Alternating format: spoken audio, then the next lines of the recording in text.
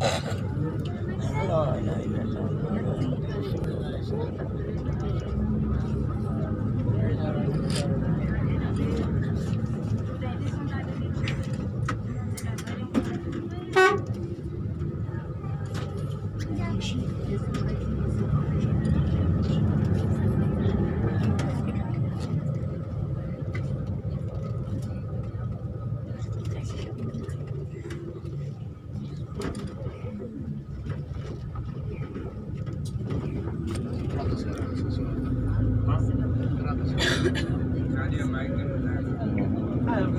يدخل جوا برحة ميزانية حق درس الروحي بس الباسبورت عندنا.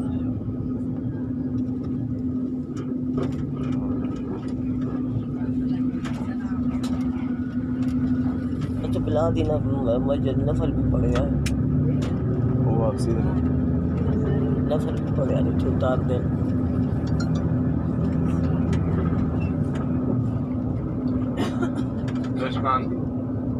ابھی ہمارا اگلا جو اسٹاپ ہے وہ مسجد قبلتین میں ہے. مسجد قبلتین جہاں پہ ہمارا قبلہ رخ تبدیل ہوا تھا تو وہاں پہ بھی جا کے روکیں گے, وہاں پہ نفل ادا کرنے ہیں.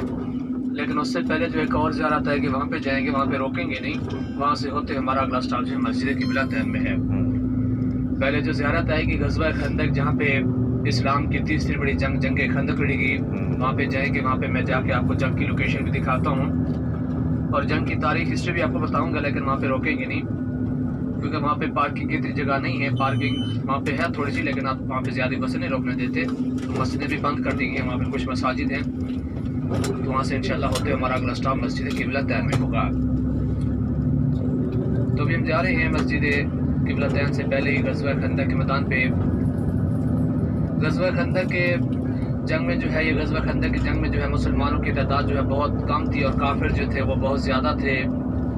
تو سب کافر اکٹھا ہو گئے تھے اور مشورہ کیا کہ اگر ہم مدینہ پر مسلمانوں پر حملہ کرتے ہیں تو مدینہ پر فتح یاب ہوں گے اور مدینہ پر قبضہ کر لیں گے.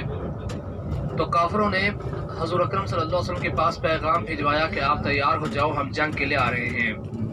تو جب یہ خبر آپ صلی اللہ علیہ وسلم تک پہنچی کہ کافر جو ہیں جنگ لڑنے کے لیے آ رہے ہیں, تو آپ صلی اللہ علیہ وسلم اس وقت مسجد نبوی میں موجود تھے, صحابہ کرام بھی ساتھ میں تھے.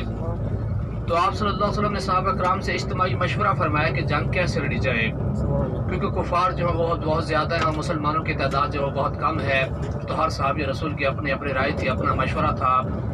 کوئی کہتے تھے کہ جنگ جو ہے مدینہ کے باہر لڑ جائے اور کوئی صحابہ کرام کہتے تھے کہ مدینہ کے اندر لڑ جائے. لیکن جب حضرت سلمان فارسی رضی اللہ عنہ کھڑے ہوئے اور فرمایا کہ یا رسول اللہ صلی اللہ علیہ وسلم, جب ہمارے ملک میں ایران میں جنگ جاتی تھی تو ہم لوگ خندق کھدا کرتے تھے اور خندق میں آگ بھر دیا کرتے تھے تاکہ دشمن جو ہے وہ ہماری صفوں میں نہ گھس سکے, ہماری طرف نہ آ سکے, اس لیے ہم خندق میں آگ بھر دیا کرتے تھے. لیکن حضور اکرم صلی اللہ علیہ وسلم نے آگ کو ناپسند فرمایا اور خندق کھودنے کا حکم دے دیا. تو جب خندق کھودی گئی تو خندق کھودنے کے دوران جو ہے ایک بہت بڑی کالے رنگ کی چٹان نمودار ہوئی جو صحابہ کرام سے نہ ٹوٹی جا رہی تھی. صحابہ کرام پریشان تھے, پریشان حال حضور اکرم صلی اللہ علیہ وسلم کی خدمت میں حاضر ہوئے اور فرمایا کہ یا رسول اللہ صلی اللہ علیہ وسلم, ایک بہت بڑی کالے رنگ کی چٹان ہے جو ہم سے نہیں ٹوٹی جا رہی, آپ کچھ کریں. تو آپ صلی اللہ علیہ وسلم اس جگہ تشریف لے گئے اور اس چٹان پر 3 مرتبہ ضرب لگائی تو وہ چٹان ریزہ ریزہ ہو گئی, ریت کے دانوں کی طرح بکھر گئی. یہاں پہ یہ معجزہ ہوا کہ ایک بہت بڑی چٹان جو ہے 3 ہی چوٹوں سے ریزہ ریزہ ہو جاتی ہے. تو اس جنگ کے دوران ایک اور معجزہ بھی ہوتا ہے کہ اس جنگ کے دوران 3 سے 4 دن کا فاقہ ہو جاتا ہے, کھانے پینے کا کوئی سامان موجود نہیں ہوتا. تو یہاں پہ ایک صحابی آپ صلی اللہ علیہ وسلم کی خدمت میں حاضر ہوئے اور فرمایا کہ یا رسول اللہ صلی اللہ علیہ وسلم, مجھے بہت بھوک لگی ہے, میرے کھانے کے لیے کچھ کریں, میں نے بھوک کی وجہ سے اپنے پیٹ پہ پتھر باندھا ہوا ہے. تو آپ صلی اللہ علیہ وسلم نے سن کر اپنا شفقت بھرا کرتا اوپر کیا تو آپ صلی اللہ علیہ وسلم نے بھوک کی وجہ سے اپنے پیٹ پہ 2 پتھر باندھے ہوئے تھے. تو ساتھ میں کھڑے ایک صحابی حضرت جابر بن عبداللہ یہ سب دیکھ رہے تھے, ان سے برداشت نہ ہوا. ان کا گھر قریبی تھا, وہ اپنے گھر تشریف لے جاتے اور اپنی بیوی سے پوچھتے ہیں کہ کھانے کے لیے کچھ ہے. تو ان کی بیوی فرماتی ہے کہ ہاں, کھانے کے لیے 2.5 کلو جو کا آٹا ہے اور 1 بکری کا بچہ ہے. تو حضرت جابر بن عبداللہ وہ بکری کا بچہ ذبح کرتے ہیں اور اپنے بیوی کو کھانا پکانے کا کہہ کر آپ صلی اللہ علیہ وسلم کی خدمت میں حاضر ہوئے اور فرمایا کہ یا رسول اللہ صلی اللہ علیہ وسلم, میرے گھر میں دعوت ہے, آپ بھی چلے اور چند صحابہ کو بھی ساتھ لے چلے۔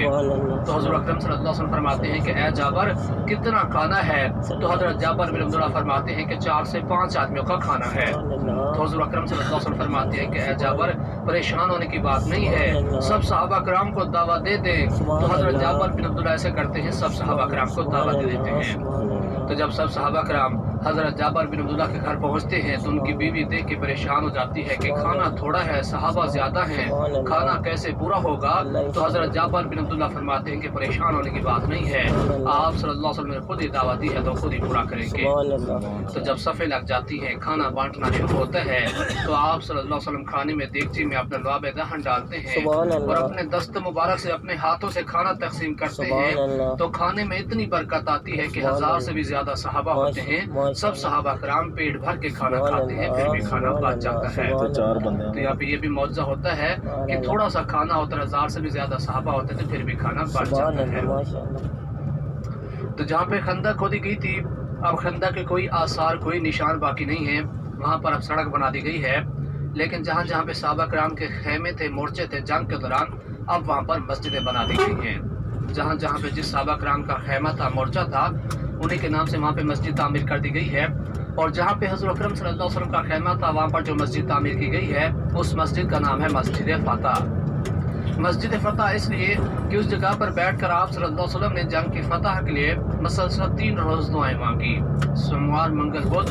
تو بدھ کے روز جو ہے حضرت جبریل امین تشریف لائے اور آ کر آپ صلی اللہ علیہ وسلم کو جنگ کی فتح کی بشارت دی۔ تو اسی روز ایک تیز ہوادار آندھی آئی، طوفان آیا، بارش آئی۔ اسی آندھی طوفان میں کافروں کے خیمے اڑ گئے، ان کی دیگچہ الٹ گئی، تو کافر ڈر کے مارے پیچھے کی طرف بھاگ گئے۔ غزوہ خندق جو کہ مسلمانوں کو بغیر لڑائی فتح ہوئی تھی۔ یہاں پر ایک پہاڑی ہے، اس پہاڑی کا نام ہے جبل سلا۔ اس جبل سلا پہاڑی سے لے کر جبل احد کے قریب تک خندق کھودی گئی تھی، جس کی لمبائی جو ہے 2.5 سے 3 کلومیٹر لمبائی تھی اور جو چوڑائی تھی 4 میٹر چوڑائی تھی۔ اور جنگ جو ہے وہ 23 دن تک جاری رہی تھی، لیکن اس میں کوئی خاص جانی مال نقصان بھی نہیں ہوا تھا، کیونکہ درمیان میں خندق تھی، دونوں طرف سے تیر اندازی کرتے رہتے، اس میں کوئی خاص جانی مال نقصان نہیں ہوا تھا۔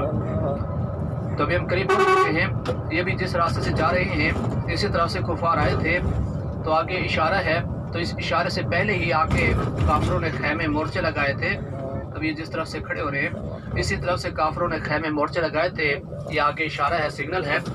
اس سگنل کے دائیں اور بائیں سڑک ہے، اس دائیں بائیں سڑک کے نیچے خندق کھودی گئی تھی اور سامنے ہی پہاڑی کی طرف جو ہے صحابہ کرام مسلمان تھے۔ ابھی تھوڑا سا آگے جا کے دیکھیں کہ بائیں سائڈ الٹے ہاتھ پہ سامنے ہی ایک مسجد جس کی مرمتی ہو رہی ہے، بائیں سائڈ الٹے ہاتھ پہ مسجد فتح، جہاں پہ حضور اکرم صلی اللہ علیہ وسلم کا خیمہ تھا۔ مسجد اسی جگہ پر بیٹھ کر آپ صلی اللہ علیہ وسلم نے جنگ کی فتح کے لیے 3 روز دعائیں مانگی، پہاڑی کے اوپر جس کی مرمتی ہو رہی ہے۔ اور یہ نیچے ایک اور مسجد ہے، کالے پتھروں والی، یہ گول چھت والی مسجد حضرت سلمان فارسی، یہاں پہ حضرت سلمان فارسی کا خیمہ تھا جنگ کے دوران۔ اور یہ بائیں سائڈ پہ سفید رنگ کی مسجد، مسجد جامعہ خندق۔ پہلے یہاں پہ 2 مسجدیں تھیں، ان مسجدوں کو شہید کر کے جامعہ خندق کے نام سے ایک مسجد بنائی ہے۔ پہلے یہاں پہ مسجد حضرت ابوبکر صدیق اور مسجد حضرت عثمان غنی، یہ 2 مسجدیں تھیں، ان کو شہید کر کے جامعہ خندق کے نام سے ایک مسجد بنائی ہے۔ اور تھوڑا سا آگے یہ سیدھے ہاتھ پہ دیکھیں گے، سامنے سیدھے ہاتھ پہ ایک اور مسجد ہے، لوہے کی چھت والی مسجد حضرت عمر بن خطاب، یہاں پہ حضرت عمر کا خیمہ تھا۔ یہ جہاں جہاں پہ مسجدیں ہیں یہاں پہ صحابہ کرام کے خیمے مورچے تھے، انہی مسجدوں والی جگہ سے جنگ کی نگرانی بھی کیا کرتے تھے اور تیر اندازی بھی کرتے تھے انہی مسجدوں والی جگہ سے۔ اور اب بائیں سائڈ دیکھیں گے، سامنے پہاڑی کے اوپر ایک اور مسجد ہے بغیر دروازے کی، مسجد حضرت علی، یہاں پہ حضرت علی کا خیمہ تھا۔ اور یہ بائیں سائڈ پہ باغیچہ ہے، اس باغیچے میں ایک اور مسجد بھی تھی جہاں پہ حضرت بی بی فاطمہ زہرا نے چند دن قیام فرمایا، وہ مسجد اب ختم ہو گئی۔ تو یہاں پہ 6 سے 7 مسجدیں ہیں، تو اس جگہ کو جو ہے سبا مساجد بھی کہا جاتا ہے۔ سبحان اللہ، عربی میں 7 کو سبا کہا جاتا ہے۔ پہلے یہاں پہ 7 مسجدیں تھی، لیکن اب موجود جو ہے وہ 5 مسجدیں ہیں، سبا مساجد یعنی کہ 7 مسجدوں والی جگہ۔ ویسے اس جگہ کے جو ہے 4 نام ہیں۔ پہلا یہ سیدھے ہاتھ پہ پہاڑی ہے، اس پہاڑی کا نام ہے جبل سلا، تو اس جگہ کو جبل سلا بھی کہا جاتا ہے۔ دوسرا نام سبا مساجد یعنی کہ 7 مسجدوں والی جگہ، اور تیسرا نام خندق ہے، اور جو چوتھا نام ہے تو اس جنگ کا ذکر جو ہے قرآن پاک میں غزوہ احزاب کے نام سے ہے، تو اس جگہ کا نام غزوہ احزاب بھی ہے۔ تو ابھی ہم جس سڑک کے اوپر کھڑے ہیں اسی سڑک کے نیچے ہی خندق تھی، سڑک کے سیدھے ہاتھ سے صحابہ کرام مسلمان تھے اور سڑک کے بائیں طرف سے کفار تھے، اور جنگ 23 दिन तक जारी रही थी, 23 दिन तक, लेकिन इसमें कोई ख़ास जानी माल नुकसान नहीं हुआ था।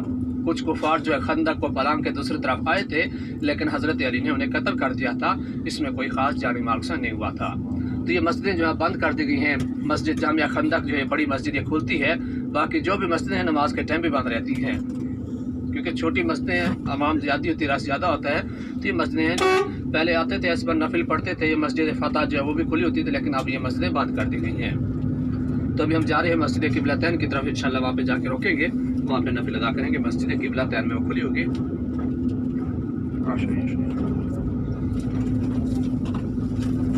मस्जिद क़िबलतैन यानी कि 2 क़िबलों वाली मस्जिद, इस जगह पे हमारा क़िबला रुख तब्दील हुआ था। हमारा क़िबला अव्वल जो है, पहला क़िबला वो था बैतुल मुक़द्दस मस्जिद अक़सा, जो कि फ़लस्तीन में है। जब आप सल्लल्लाहु अलैहि वसल्लम मक्का से हिजरत फरमा के तशरीफ़ लाए थे मदीना में, तो हिजरत के बाद जो है 16 से 17 महीने तक मस्जिद अक़सा की तरफ की नमाज़ पढ़ते रहे। लेकिन बाद में जो है दिल ही दिल में ख्वाहिश रखते थे कि हमारा क़िबला क़िबला इब्राहिमी हो, जो कि मौजूदा है बैतुल्लाह है, और बार बार आसमान की तरफ देखते थे कि कब अल्लाह ताला में हुक्म दें और हम अपना क़िबला तब्दील करें। क्योंकि यहाँ के जो काफिर थे, यहूदी थे, वो मुसलमानों को ताने देते थे कि मुसलमान जो है कभी खाना काबा की तरफ की नमाज़ पढ़ते हैं, कभी मस्जिद अक़सा की तरफ, और ताने देते थे कि हमारा क़िबला जो है वो भी फ़लस्तीन में है, हम भी उसी की तरफ की इबादत करते हैं और मुसलमान भी उसी की तरफ की नमाज़ पढ़ते हैं, मुसलमानों में हम में फ़र्क नहीं है, हमारे दोनों का क़िबला एक ही साइड पे है। ताने देते थे कि मुसलमानों में हम में फ़र्क नहीं है। हुज़ूर अकरम सल्लल्लाहु अलैहि वसल्लम बहुत दुख होता था, तो इसलिए दिल में ख्याल फरमाते थे कि मुसलमानों का अपना एक अलहदा क़िबला हो, अलहदा पहचान हो, और बार बार आसमान की तरफ देखते थे कि कब अल्लाह ताला में हुक्म दें और हम अपना क़िबला तब्दील करें। तो यहाँ पे जो है 2 रकात पढ़ा चुके थे, तीसरी के लिए खड़ चुके थे। तो यहाँ पे जो है एक कबीला बनु सलमा आबाद था, यहाँ पर एक साहबे बीमार होते हैं, तो बड़ी अयादत के लिए आप सल्लल्लाहु अलैहि वसल्लम यहाँ पे तशरीफ लाते हैं। तो कहीं रिवायत है कि ज़ोहर का वक्त था, कहीं रिवायत है कि असर का वक्त था, 4 रकात की नमाज थी। आप सल्लल्लाहु अलैहि वसल्लम 2 रकात पढ़ा चुके थे और तीसरी के लिए खड़ चुके थे। तो वही दिल में ख्याल फरमा रहे थे और बार बार आसमान की तरफ देख रहे थे कि कब अल्लाह ताला में हुक्म दे। तो उसी वक्त जो है हज़रत जबरील अमीन तशरीफ़ ला और फरमाया कि या रसूल अल्लाह सल्लल्लाहु अलैहि वसल्लम, अल्लाह ताला फरमाते हैं कि हम आपके दिल के झुकाव को भी देख रहे हैं और आपका बार बार आसमान की तरफ देखना भी समझ रहे हैं। आप अपना क़िबला तब्दील कर लीजिए, बैतुल्लाह की तरफ कर लीजिए, जो कि आपके पीछे है। तो हुज़ूर अकरम सल्लल्लाहु अलैहि वसल्लम ने नमाज की हालत में सफ़ों को चीरते अपना क़िबला तब्दील किया।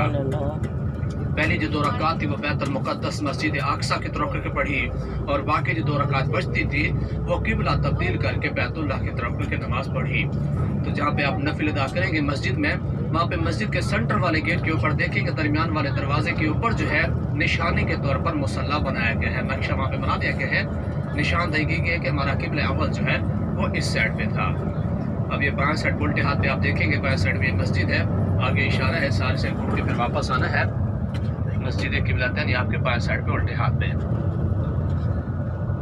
तो इसके अलावा एक और बात भी आपको बता दूं, हाइसवान जो है यहाँ से काफ़ी शॉपिंग करके लेके जाते हैं, काफ़ी चीज़ें यहाँ से ख़रीदते हैं, लेकिन बहुत सी चीज़ें ऐसी हैं जो कि बाहर के मुल्कों से आती हैं, यहाँ की नहीं हैं। जैसे कि टोपी है, तस्बीह है, जाय नमाज है, कपड़ा है, बैग है, इसी तरह की और भी काफ़ी चीज़ें हैं जो कि चाइना से, तुर्की से, पाकिस्तान, इंडिया से, बाहर के मुल्कों से मंगवाते हैं, यहाँ की नहीं है। तो काफ़ी इसमें यहाँ से लेके जाते हैं। यहाँ के जो है खालिस 4 तोहफे हैं जो कि यहाँ की पैदावार है, यहाँ पे तैयार किए जाते हैं, जो कि हाइसमन यहाँ से लेके जाते हैं। यहाँ के वो खालिस 4 तोहफे हैं। पहला तोहफा जो हाइसमन यहाँ से लेके जाते हैं वो है मक्का मुकरमा का आबे ज़मज़म। अल्लाह ताला ने आबे ज़मज़म के पानी में जो फजीलत रखी है, दुनिया के किसी पानी में नहीं रखी, इसमें शिफा रखी गई है, और ये वापसी पे आपको एयरपोर्ट से मिलेगा, यहाँ से लेकर जाना मना है। कुछ अर्सा पहले यहाँ से लेके जाते थे, लेकिन अब जो है पाबंदी कर दी गई है, एयरपोर्ट से ही देंगे 5 लीटर की एक बोतल एक पासपोर्ट पे, और 7 या 8 लेंगे, यहाँ से लेकर जाना मना है। और दूसरा तोहफा जो इसमें यहाँ से लेके जाते हैं सऊदी अरब का, वो है मदीना मुनव्वरा का खजूरों का। तो यहाँ पे काफ़ी खजूरें हैं, लेकिन सबसे पहले नंबर पे अजवा आती है। इसके बारे में हज़रत अकरम सल्लल्लाहु अलैहि वसल्लम फरमाते हैं कि जो शख्स सुबह निहार में 7 दाने अजवा के खाएगा, उस दिन उस पर जादू टोना जहर असर करेगा। तो दूसरा तोहफा जो इसमें यहाँ से लेके जाते हैं सऊदी अरब का, वो मदीना मुनव्वरा का खजूरों का है। और जो तीसरा तोहफा यहाँ से लेके जाते हैं, वो यहाँ पे एक सुरमा तैयार किया जाता है जिसका नाम है सुरमा अस्मद। जो कि सुन्नत रसूल है। आप सल्लल्लाहु अलैहि वसल्लम पसंदीदा सुरमा है, बहुत शौक से पहनते थे, पसंद फरमाते थे। और इसके बारे में भी हदीस पाक है, आप सल्लल्लाहु अलैहि वसल्लम फरमाते हैं कि सुरमा अल-अस्मद पलकों को भी उगाता है और बिनाई को भी तेज़ करता है। ये आंखों की रोशनी के लिए बेहतरीन है। ये जो है यहाँ पे सऊदी लोग बद्दू लोग तैयार करते हैं, इसमें हल्के गुलाब और आबे ज़मज़म भी शामिल करते हैं और इसमें ममीरा भी शामिल होती है, जो कि आंखों की सफाई के लिए इस्तेमाल किया जाता है।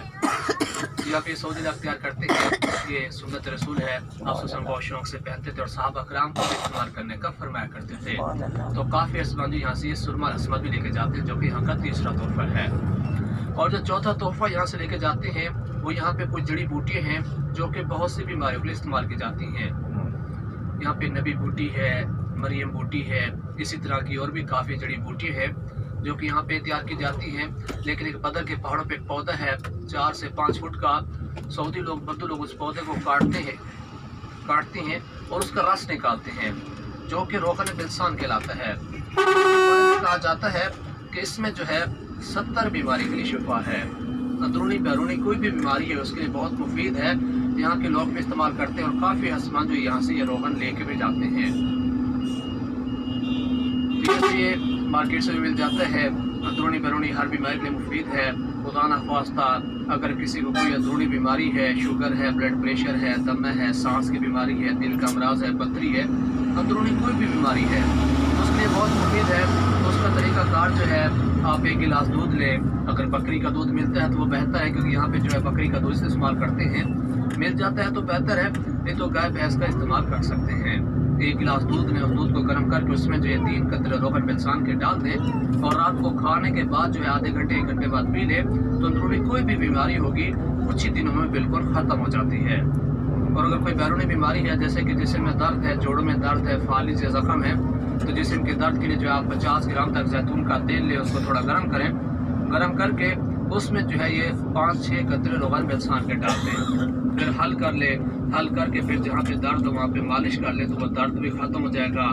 फालिज है, फालिज वाली जगह भी मालिश कर लें तो वो फालिज भी जो है वो भी ख़त्म हो जाता है। और ज़ख्म या खारिश है तो ज़ख्म खारिश वाली जगह पे जो है थोड़ा सा खारिश लगाते हैं तो ज़ख्म या खारिश वो भी ख़त्म हो जाते हैं। ये अंदरूनी बैरूनी हर बीमारी का इस्तेमाल किया जाता है। और ये रोगन जो है बे औलादी के लिए इस्तेमाल किया जाता है। यहाँ के लोग भी इस्तेमाल करते हैं और काफ़ी आसमान जो ये रोगन बे औलादी के भी लेके जाते हैं। तो ये पता रहा था मार्केट से भी आपको मिल जाएगा, तो लेकिन खालिश जो ये आपको सऊदी के पास से मिलेगा। वहाँ पे हमारी बसें जाती हैं ज़ियारतों के लिए, वहाँ से हम मंगवाते हैं। सऊदी लोग बद्दू लोग यहाँ पे दे के जाते हैं, जो कि खालिश भी होता है और सस्ता भी दे जाते हैं, क्योंकि ये थोड़ा सा महंगा आता है। उस पौधे को काट के उसका एक कतरा निकाला जाता है तो ये महंगा आता है। एक बड़ी शीशी होती है 100 रियाल की भी होती है, 50 की भी होती है, जो लास्ट होती है 35 रियाल तक की एक देते हैं। लेकिन हम उनसे मंगवाते हैं डब्बों के हिसाब से, तो ये हमें सस्ता दे जाते हैं। काफ़ी एजमान जो है हमें कहते हैं कि वहाँ से मंगवा दें। तो अगर आप में से भी किसी हस्बैंड को ये चाहिएगा, अभी मेरे पास कुछ थोड़ा पड़ा हुआ है, या कि इसमें से हमें भी कुछ ना कुछ प्रॉफिट हो जाता है। अगर ये किसी भी हस्बैंड को चाहिएगा, ये 30 से 35 वाली शीशी जो है आपको 20 रियाल की एक मिल जाएगी। 60 की 3 बनेगी, 10 रियाल और भी छोड़ के 50 रियाल की आपको 3 मिल जाएंगी। और सुरमा अस्मद जो है वो भी आपको मिल जाएगा। ये 5 रियाल की शीशी होती है, लेकिन ये आपको 10 रियाल की 3 मिल जाएंगी। तो बस जो है इसी जगह पे मौजूद रहेगी। ये पीछे की तरफ रास्ता है, पार्किंग में हम लोग नहीं गए। ये रास्ते के ऊपर बस खड़ी की, वहाँ पे रस थोड़ा सा ज़्यादा होगा। ये पीछे जाना है, सामने ही दरख्त नज़र आने होंगे आपके, दरख्तों के साथ ही में गेट है।